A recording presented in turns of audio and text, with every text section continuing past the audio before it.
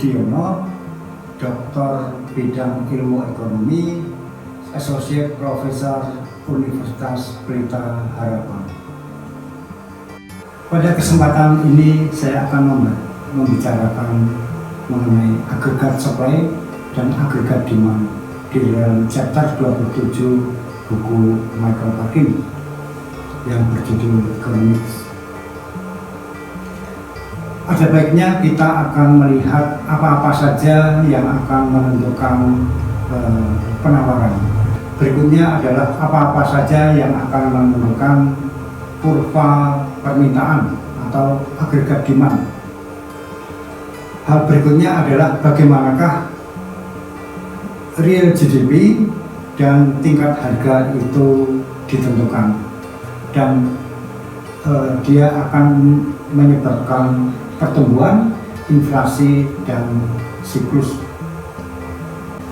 Nah, agregat supply dan agregat demand, kita akan bicarakan agregat supply dulu. Ada istilah namanya quantity supply dan supply. Di dalam pasar tentu kita akan menganalisa namanya interaksi antara supply dan demand. Kita mengenal agregat supply. Nah, di dalam jangka panjang kita bisa lihat seperti ini. Kenapa dia tegak lurus seperti ini?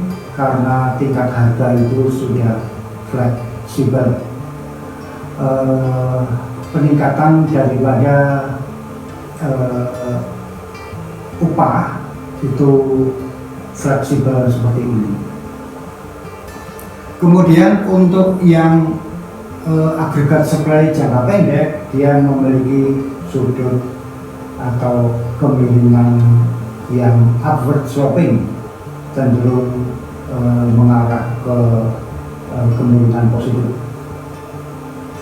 Kalau tingkat harga meningkat, maka dengan demikian upah di sini tetap tidak berubah, maka real GDP meningkat. Dalam jangka panjang di sini sudah terjadi peningkatan tingkat upah. Di dalam jangka panjang tidak terjadi perubahan real GDP.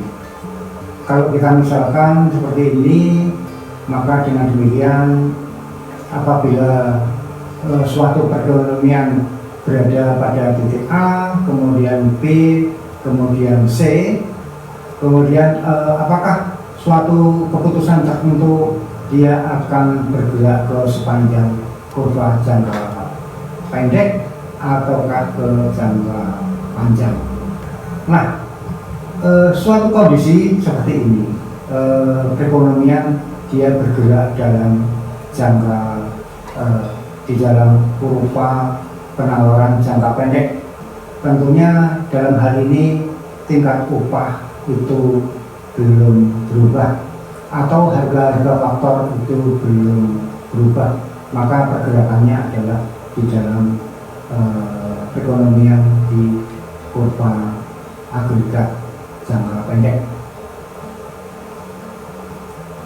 Nah, bagaimanakah selanjutnya?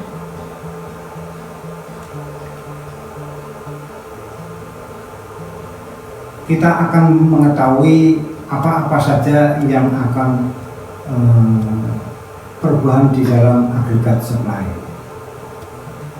dan kemudian apa-apa saja di mana GDP potensial itu akan berubah. GDP potensial adalah GDP real yang di mana perekonomian terjadi keadaan full employment, seluruh faktor produksi dipakai secara penuh. Saya misalkan seperti ini. Kalau kita lihat di dalam gambar ini, real GDP di sumbu horizontal, kemudian price level di sumbu tegak, long agregat supply mula-mula di sumbu tegak ini yang biru, kemudian dia shift ke kanan karena adanya perubahan GDP potensial dari 16 ke 17. Kemudian juga diikuti oleh kurva jangka pendek, kurva penawaran jangka pendek ke sebelah kanan. Jadi dengan demikian short run aggregate supply 0 bergerak ke short run aggregate supply 1. Terjadi peningkatan GDP potensial, keseimbangan awal kemudian menjadi keseimbangan yang baru. Kemudian apabila real GDP tidak berubah, artinya long run aggregate supply tidak berubah, tetapi yang berubah itu adalah short run aggregate supply, dia shift ke sebelah kiri, maka keseimbangan yang baru terjadi mula-mula di A, kemudian keseimbangan yang baru di B. Keadaan ini mengatakan bahwa sudah ada peningkatan tingkat upah dan harga. Jadi harga meningkat, tingkat upah sudah mengalami peningkatan. Kita perlu mengetahui agregat demand. Pada dasarnya permintaan agregat atau real GDP itu dibentuk oleh konsumsi, investasi, kemudian pengeluaran pemerintah, ekspor dikurangi impor.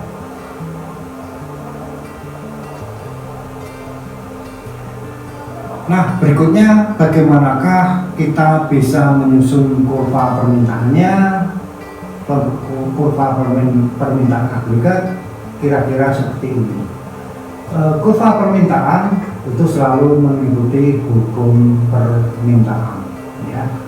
Nah, dia bergerak ke kiri atas, juga bisa bergerak ke kanan bawah di dalam suatu perekonomian. Misalnya peningkatan di dalam kuantiti dari real GDP yang diminta, dia akan bergerak ke kanan bawah dan sebagainya. Nah, apa-apa aja yang mempengaruhi agregat demand, yaitu yang pertama world effect, kemudian substitution effect, kemudian international effects,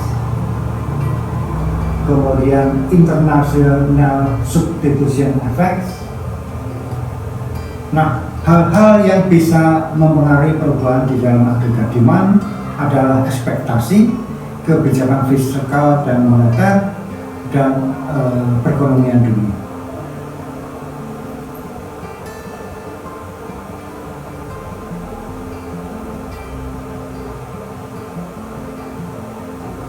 Nah, kita lihat perubahan di dalam demand. Dia bisa bergerak ke sebelah kanan, decrease in aggregate demand, ke kiri, kemudian dia juga bisa bergerak ke sebelah kanan. Ini pergerakan ini bukan dipengaruhi oleh harga, tapi faktor yang lain. Nah, oleh karena itu katakanlah di sini terjadi keseimbangan jangka pendek, ya, antara short aggregate supply dengan agregat demand di C di sini. Nah, apabila keseimbangan dia di luar C, maka akan ada kecenderungan ke keseimbangan yang baru. Jadi misalnya tidak terjadi keseimbangan, dia akan lari ke keseimbangan yang baru.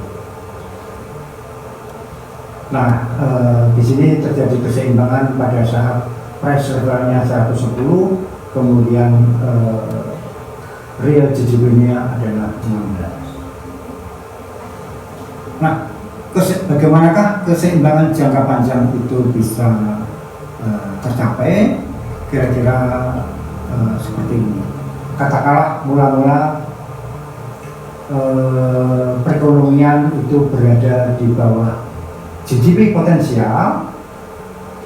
Dalam keadaan ini suatu peningkatan short run agregat supply akan mendorong suatu keseimbangan yang baru pada posisi keseimbangan yang baru di sini, perpotongan antara long run agregat supply dengan short run agregat supply bintang. Nah, di sini juga terjadi perpotongannya pada agregat demand.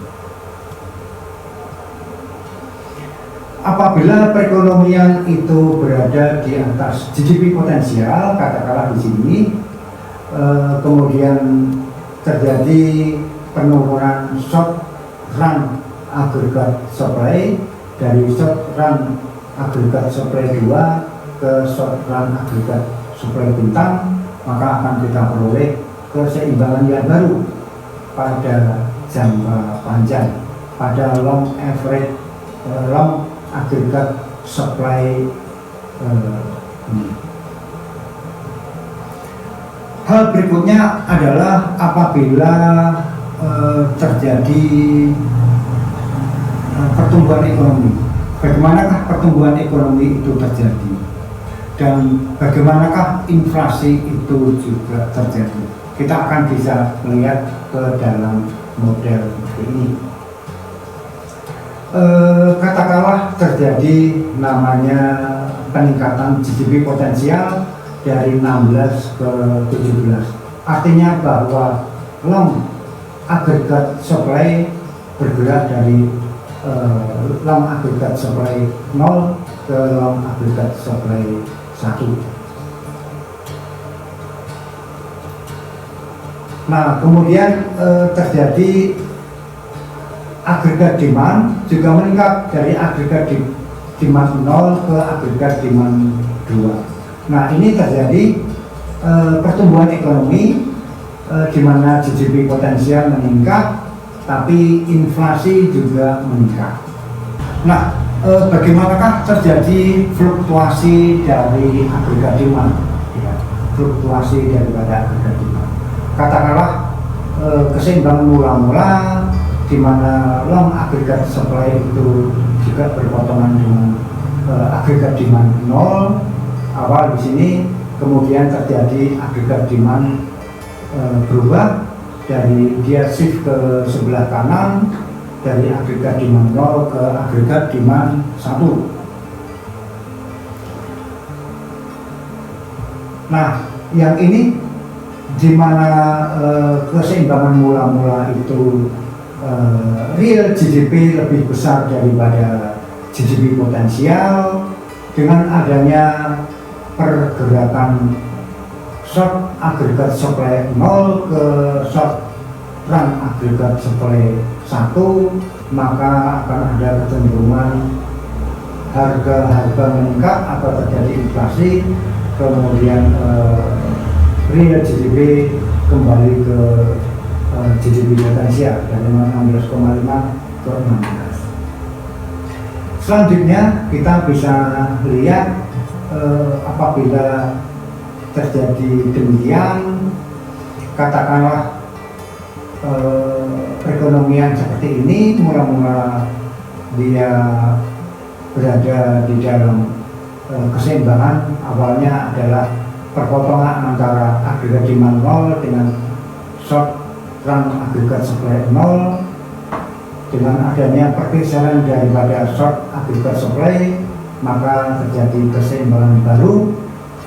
Real GDP dia lebih rendah daripada GDP potensial, real GDP potensial, dan harga lebih tinggi.